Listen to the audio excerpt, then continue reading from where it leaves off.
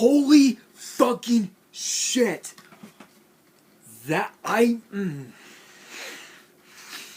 gonna be one to admit that was a hell of a main event. I'm gonna be completely honest here with you guys. That right there was a hell of a main event. What's up, YouTube? It's your boy Nash here. Welcome back to the channel. And tonight I'm going to be revealing the results of Night 2 of WrestleMania 38, which, if you guys thought last night was impressive, hold on. There we go. Sorry guys, I had to move my desk a little bit, but if you guys thought last night was insane, tonight was just as. I would probably say this WrestleMania will go down in history as one of the greatest WrestleMania events of all time. Hands down. To recap what happened last night, on Night 1 of WrestleMania, the Usos defeated Rick Boogs and Shinsuke Nakamura with a 1D on Shinsuke to retain their SmackDown Tag Team titles after Boogs suffered a quadricep patella injury, and he will be needing surgery. He'll be out for about a year, actually, so it is unfortunate, but Usos retained. Drew McIntyre defeated Happy Corbin with a Claymore, thus ending Happy Corbin's streak, and then damn near decapitated Madcap Moss, only to decapitate 2 ring ropes. The Miz and Logan Paul defeated the Mysterios when Miz hit a skull-crunching finale on Rey Mysterio to pick up the victory, and then attacked Logan Paul with the exact same move, proving it's all about the Miz. Bianca Belair was able to not only right the wrongs of the past, but was also able to repeat history as she defeated Becky Lynch to win the Raw Women's title with the KOD.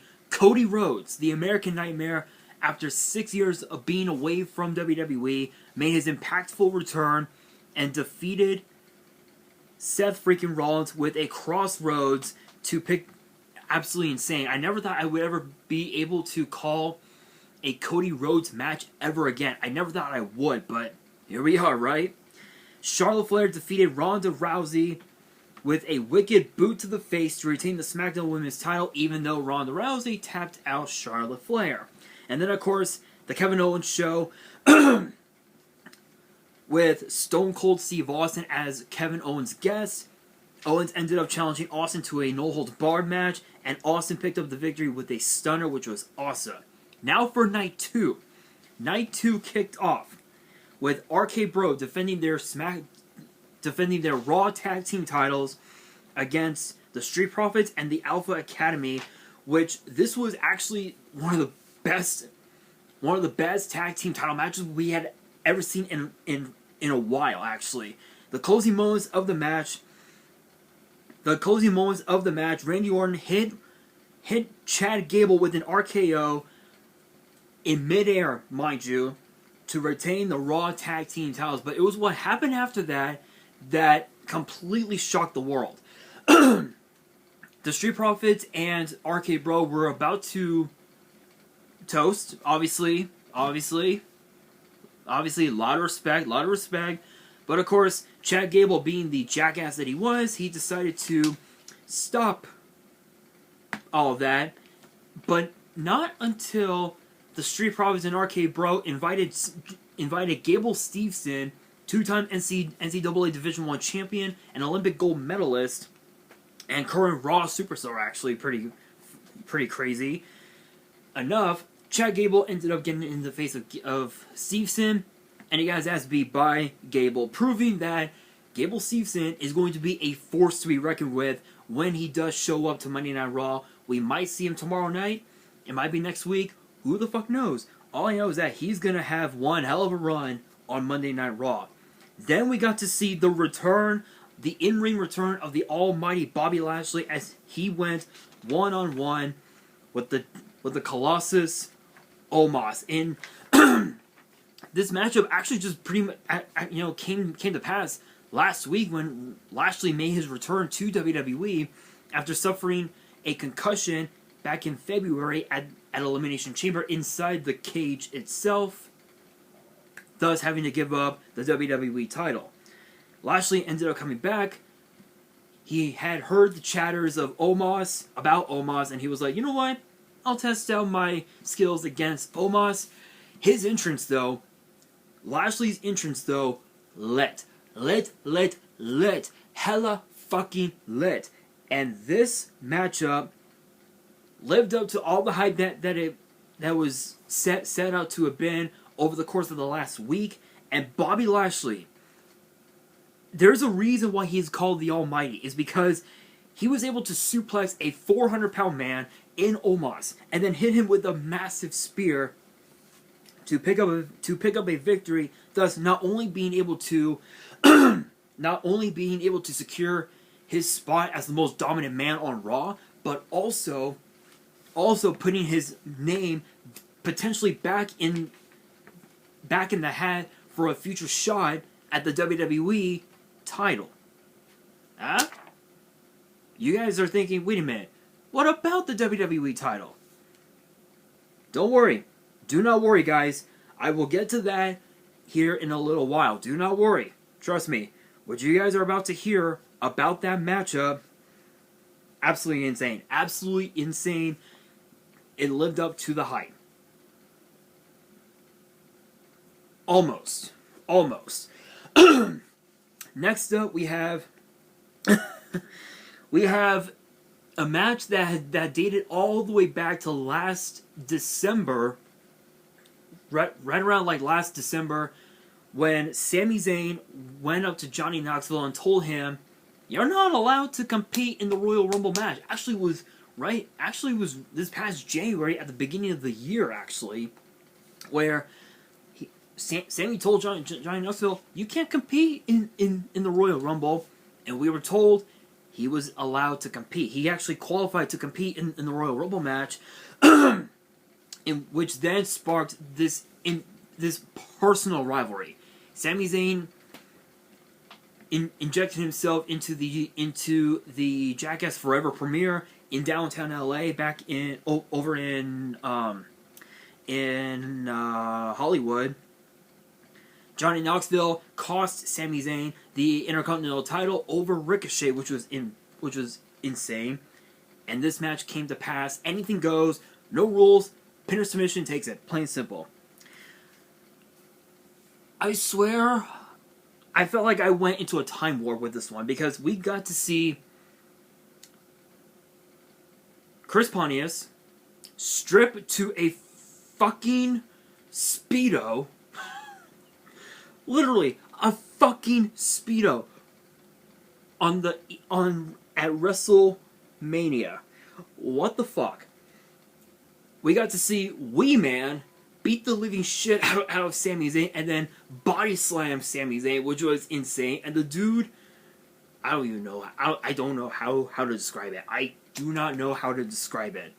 All the pranks that you would normally see on Jackass showed up to WrestleMania. The giant hand, straight to the face of Sami Zayn, the mouse traps, everything. Sami Zayn was put through a table that had a bunch of mouse traps in it.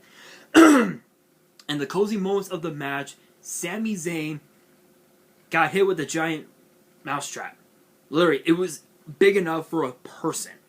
And pinned Sami Zayn, who was still in that trap. I don't know how to describe it, except, holy shit, that was too hilarious. He even took a bowling ball to the nuts, a foot to the nuts, or I guess a mechanical foot to the nuts, and Sami Zayn still lost. I don't even know how to describe that one. It was absolutely hilarious. But we then move on to the fatal 4-way match for the women's tag team titles as Carmella and Queen Zelina defended against the Boston Glow Connection, Liv for Brutality, Liv and Rhea Ripley, Liv Morgan and Rhea Ripley, and of course Natalya and Shayna Baszler. This was actually one of the most anticipated. This was actually one of the most insane matches on the card, and I have to admit it was pretty awesome, especially Sasha Banks' entrance in a fucking Lambo. I swear, I gotta look at that. Give me 1 second here, because I'm on my Fire Stick.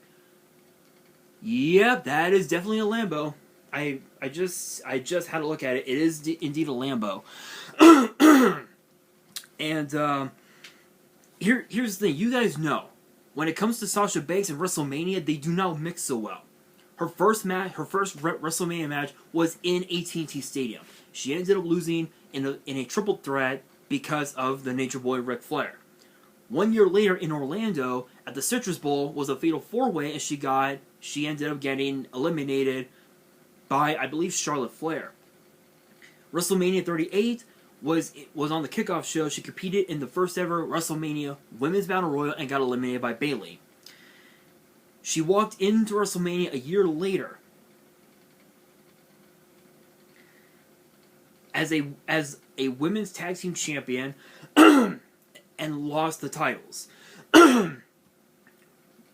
WrestleMania 36, when we were under COVID and everything had shut down. She competed in a fatal 5-way match, to which I did talk about that on the channel, and she ended up getting eliminated. In fact, I believe she got eliminated 4th, I think? Let's see. She ended up becoming the third superstar to be eliminated. Originally, it was supposed to have been a 6-pack challenge between Bayley, Lacey Evans, Tamina, Naomi, Sasha Banks, and Dana Brooke. But because Dana Brooke has suffered through COVID, that did not come to pass, and it became a fatal 5-way.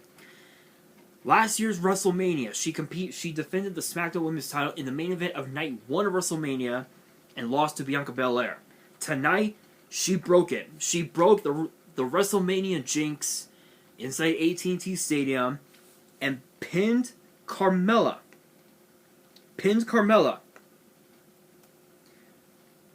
To win the women's tag team titles. And this was a historic moment for Sasha because, as I said, she's had so much bad luck at WrestleMania, but tonight she broke it. She broke her WrestleMania losing streak and picked up a victory over Carmella. Thus, Corey and Carmella, they're gonna have a wedding without any gold. I feel bad for them, honestly. I feel bad for Carmella and Corey, but shoutouts to the Boston Glow Connection. Shoutouts to them. Congrats to you ladies. I'm proud of you both. Much love to you guys. But we now move on to a match that was interesting. Between Edge and the phenomenal AJ Styles. Now, you notice I did not say Rated R Superstar Edge because, well, apparently he's no longer being called the Rated R Superstar. But this was a weird one, I have to admit. This was a weird one, but this was pretty much back and forth. What you would have seen in a dream match, you know. And the closing moments of the match as AJ Styles. The closing moments of the match, as AJ Styles was about to hit a phenomenal forearm onto Edge, we saw Damian Priest appear just from out of nowhere, and we were looking, and I'm looking at my TV like, what the fuck is going on? Styles attempts the forearm, and it got countered with the spear in midair. Thus, Edge picked up a victory. This is actually, I believe, let's see, 16, 17, 18... 21, 22, 27, 36. This is Edge's 8th victory at WrestleMania, which is impressive. Don't get me wrong, but we found out they're teaming up together. So I'm assuming Edge will have his own faction on Raw. But we don't know how long that will last. We're not so sure. But I can guarantee you that AJ Styles and Finn Balor better be ready because those two together, holy shit. And remember how those two met. Last year's Royal Rumble, 2021. Let's not forget about that, everybody. Oh, you guys forgot? Did you guys forget? Allow me to refresh your memory. If you guys did forget, Damian Priest made his main roster debut in the men's Royal Rumble match last year in 2021, and he met Edge. The next night on Raw, Edge told Damian Priest, "You belong here. Welcome to Raw." That gave Damian Priest the confidence and the motivation to not only have an incredible an incredible win and loss record, but also to become United States champion, which he held up until the last month or so. Ended up losing it to Finn Balor. So Balor and Styles better be ready. They better team up. They better team up because that's going to be a hell of a fight. And speaking of fight night is upon us as Sheamus and Ridge Holland did battle with the New Days, Kofi Kingston, and unfortunately, I have to say this sadly, Xavier Woods. I don't know why they took the crown off of him. It's bullshit, in my opinion, but it is what it is. With Butch at ringside, and they had their gear based off of Big E's gear, which again, you guys know Big E has suffered a neck injury. No surgery required, which is awesome, but we do wish him a speedy recovery. And this was a quick victory for Sheamus and Ridge Holland as Ridge Holland hit Northern Grit onto Xavier Woods to pick up the victory, and it was a quick one. But this next matchup was a mind blower. Pat McAfee, okay, SmackDown color commentator versus Raw's Austin Theory with Vince at ringside. And here's the funny thing, and I talked about this in my prediction video this past Thursday, I believe. I talked about Pat McAfee and his skills in the ring, his first two matches. Aside from tonight, we haven't seen Pat McAfee compete in a WWE ring, since NXT TakeOver War Games in 2020. Think about that, 2020. Which featured Pat McAfee, Butch, or I guess Pete Dunne, Danny Burch, and Oney Lorcan versus all four members of the Undisputed Era. Roderick Strong, Adam Cole, baby, Kyle O'Reilly, and Bobby Fish. Those three men of which are now with AEW, which I'm not going to go any further there. But that was his last match in a WWE ring, and he ended up going from the ring back onto commentary, and he even admitted that one day he could get back in the ring. Tonight was no different. He rolled up Austin Theory to pick up a victory, but what blew my mind was that he actually delivered a stupendous superplex, because Austin Theory pushed McAfee off the top rope. He did a backflip, landed on his feet. Theory was just, oh fuck, jumped. He pulled a Shelton Benjamin, went from the mat onto the top rope, superplex, absolutely insane. And the cozy moments of the match, as I had mentioned, he rolled up Austin Theory to pick up a victory, but then he was stupid enough to call Vince out. He ended up getting attacked by Austin Theory numerous times, and unfortunately, Pat McAfee did lose. But if you guys thought that you had seen the last of Stone Cold Steve Austin, you were wrong. He came back into the ring tonight, had a beer with with Austin Theory, gave him a stunner, had a beer with Vince, gave him a stunner too, had a beer with Pat McAfee. It was alright at first, but stunner to the face, and Pat McAfee was knocked out on the floor in front of the commentary booth, still having a beer, which was insane. I was hoping for Austin to give Byron Saxton another stunner after what happened last night, but it is what it is. But again, Pat McAfee picked up a victory over Austin Theory. Now maybe Austin Theory can shut up. Who the fuck knows? Who the fuck knows? But I told you guys that we were going to get to it, and we are here. The biggest main event in WrestleMania history. Winner take all title unification. The Beast, Brock Lesnar, the WWE Champion. The self-proclaimed head of the table. Damn sure not the head of my table, that's for damn sure. Roman Reigns, the Universal Champion. It was winner take all. And this match, I believe, in my opinion, lived up to the hype to a certain extent. And I'll be talking about this a little, and I'll be giving a review from 1 star to 5 stars on tomorrow's episode of WWE's Biggest Issues. So make sure you guys stay tuned for that. Stay tuned for that. If you guys do want to watch that video, make sure you guys subscribe to the channel, give this video a thumbs up, and hit that notification bell so you guys don't miss out, because that video is going to be nuts. But this match almost lived up to the hype. German suplex after German suplex, Superman punch after Superman punch, F5 after F5, spear after spear. These two beat the living shit out of each other. And the closing moments of the match, the last couple minutes of the match, Brock Lesnar had a Kimura lock onto Roman Reigns, damn near ripped his arm out, literally ripped his arm out.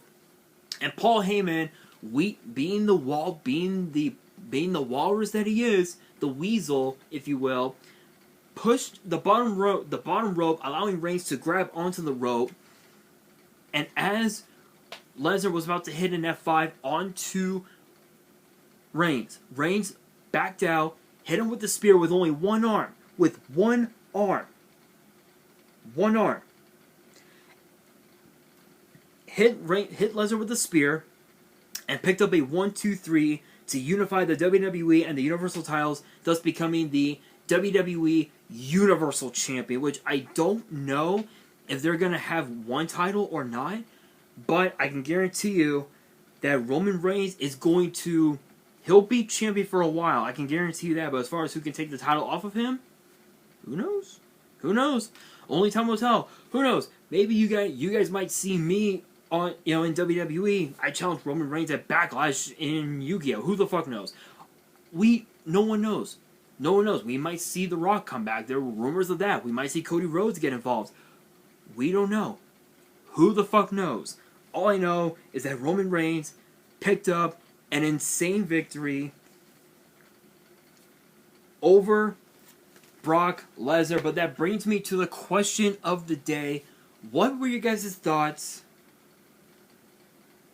on night 2 of WrestleMania, and who can stop Roman Reigns? Let me know in the comments below, and that will do it for today's video. Hopefully you guys enjoyed. If you did, make sure you guys smash that thumbs up button. If you guys are new to the channel and you guys want to see more pay-per-view result videos in the future, make sure you guys subscribe to the channel, hit that notification bell so you guys don't miss out on any new content that comes your way, and be sure to follow me on Twitter and on Instagram.